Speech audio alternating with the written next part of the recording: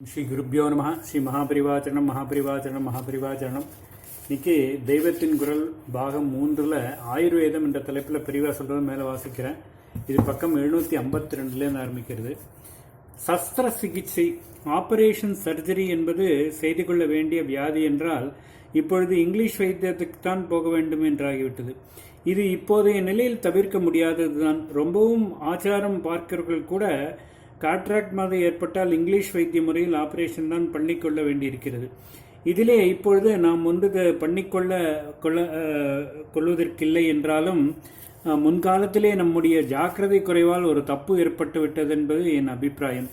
Surgery நம்முடைய வைத்திய முறையில் இல்லை என்று நாம் நினைக்கும்படி ஆக்கியிருப்பதுதான் தப்பு. வாஸ்தவத்தில் நம்மிடம்தான் ஆதியிலேயே ஆயுர்வேத சாஸ்திரம் ஏற்பட்ட புராதன காலம் தொட்டே சர்ஜரி என்பதான சஸ்திர சிகிச்சை இருந்திருக்கிறது.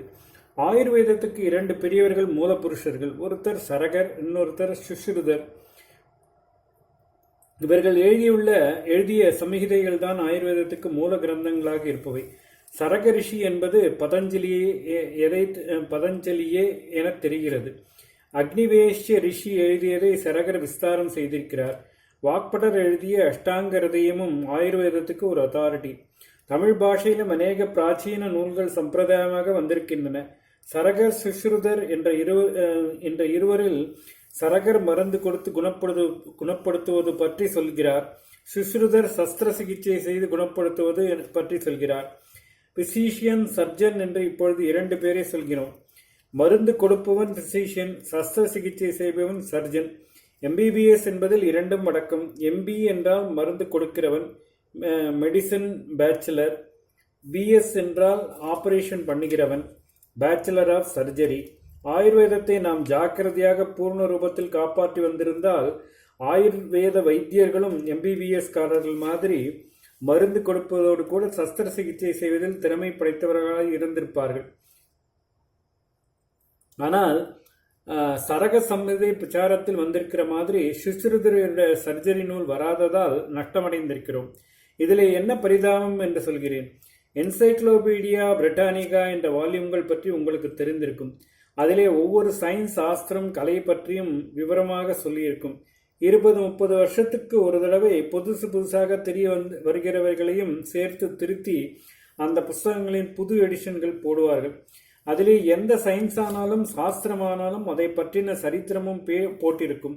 அது எங்கே முதலில் தோன்றிற்று, எந்த காலத்தில் தோன்றிற்று, எந்த காலத்தில் எவர் அதை எந்தெந்த பிரதேசங்களுக்கு கொண்டு போனார்கள் என்ற விவரம் கொடுத்திருக்கும்.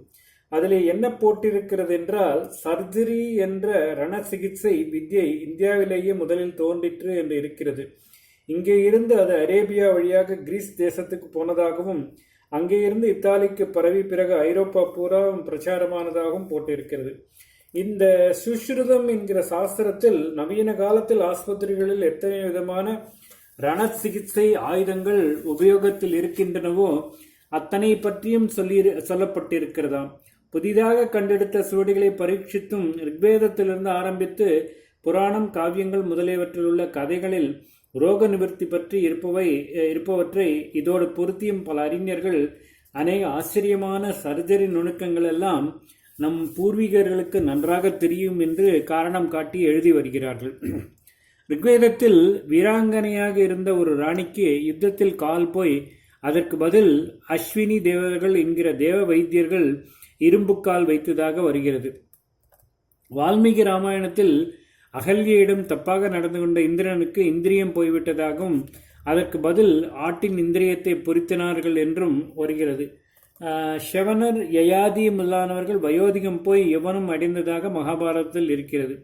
இப்படி இருக்கும் அநேக கதைகளை வைத்திய சாஸ்திரங்களில் சொல்லியிருப்பதோடு சேர்த்து நன்றாக ஆராய்ச்சி பண்ணி பார்த்ததில் இவையெல்லாம் கற்பனை இல்லை, நிஜமாகவே நடந்திருக்க வேண்டும். ஏனென்றால் வைத்திய சாஸ்திரங்களில் நமக்கு கிடைத்திருப்பதில் தெளிவாகவும் நுட்பமாகவும் சொல்லியிருக்கவற்றிலிருந்து அந்த காலத்திலேயே ஆர்டிபிஷியல் லிம்ப் சர்ஜரி, செயற்கை உறுப்புகளை பொருத்தும் சஸ்திர முறை, டிரான்ஸ்பிளான்டேஷன், ஒரு உறுப்பை இன்னொருவருக்கு பொருத்துவது, காயகல்பம் என்ற பெயரில் ரீஜெனுவேஷன், ஒருவருடைய சதை முதலியவற்றை எடுத்து பொருத்தி தோற்றத்தை அழகாகும்படி மாற்றி அமைப்பது எல்லாம் செய்யப்பட்டிருக்க வேண்டும் என்று ரிசர்ச் ஸ்காலர்கள் எழுதுகிறார்கள்.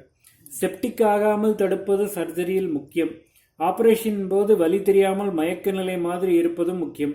இந்த இரண்டும் கூட பூர்வ காலத்திலேயே தக்கபடி செய்யப்பட்டு வந்தன என்று காட்டியிருக்கிறார்கள். வாளால் அறுத்து கடினும் வைத்தியனிடம் நோயாளி மனஸ்தாபப்படாத மாதிரி பகவான் எத்தனை சோதித்து கஷ்டப்படுத்தினாலும் அவனிடம் தனக்கு பிரேமை போக மாட்டேன் என்கிறது என்று குலசேகர ஆழ்வார் பாடியிருக்கிறார். இங்கே வாளால் அறுப்பதுதான் சர்ஜரி. அப்புறம் அதை சுடுவது என்பது அது செப்டிக் ஆகாமல் கேட்டரைஸ் பண்ணுவது.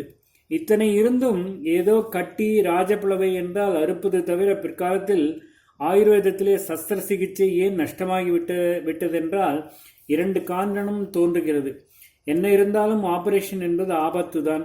அதனால் பின்னால் பாதகமான விளைவுகளை ஆஃப்டர் எஃபெக்ட்ஸ் ஏற்படுவதும் அதிலே அதிகம். எனவே கட்டுக்குட்டிகள் கையில் கத்தியை கொடுப்பதாகவும் எடுத்ததற்கெல்லாம் இந்த காலத்தில் இங்கிலீஷ் வைத்தியத்தில் நடப்பது போல் அறுப்பது கிழிப்பதாகவும் ஆகிவிடக்கூடாதென்று மிகவும் ஜாக்கிரதை பண்ணி சில பேருக்கு மட்டும் கற்றுக் கொடுத்ததிலேயே நாளாவட்டத்தில் இதை வெகுவாக இழக்கும்படியாக இருக்கலாம். இன்னொரு காரணம், அப்பொழுது வைத்தியர்கள் நல்ல அனுஷ்டாதாதாக்களாக இருந்து நல்ல தப்போபலம் பெற்றவர்களாக இருந்ததால் அவர்களுக்கு இமாச்சலம் பொதிகை மாதிரி எந்த மலையில் எந்த பொந்தில் என்ன மூலிகை இருந்தாலும் தெரிந்திருக்கிறது. எத்தனை கொடிய வியாதியானாலும் ஆழமான ரணமானாலும் அதை குணம் செய்யவும் மூலிகையே போதுமானது என்று அவர்களுக்கு தெரிந்திருக்கிறது. சைன்யமெல்லாம் பிரக்கை போய் கிடந்தபோது ஆஞ்சநேய சுவாமி சஞ்சீவி பர்வதத்தை கொண்டு வந்தார். அந்த மூலிகையின் காட்டுப்பட்ட மாத்திரத்திலேயே சேனை புது பலத்தோடு எழுந்துவிட்டதென்று படிக்கிறோம் அல்லவா? இப்படி மூலிகை வைத்தியத்தால் சௌக்கியமாகவே எதையும் சஸ்தம் செய்துவிட தெரிந்திருந்ததால் தான் ஆயுதத்தை போட்டு வெட்டி குடைந்து சஸ்திர சிகிச்சை செய்வதை அவ்வளவாக மேற்கொள்ளாமல் இருந்து இதனால் நாளாவட்டத்தில் அதை மறந்து விடும்படி ஆகியிருக்கலாம் என்று தோன்றுகிறது. மருந்து சாப்பிடுவது ஆபரேஷன் என்ற 2 மாத்திரமின்றி இன்னும் அநேக சிகிச்சை முறைகளும் ஆயுர்வேதத்தில் சொல்லப்பட்டிருக்கின்றன. ஓம் ஸ்ரீ குருப்யோ நமः. ஸ்ரீ மகாபரிவாச்சரணம் மகாபரிவாச்சரணம் மகாபரிவாச்சரணம்.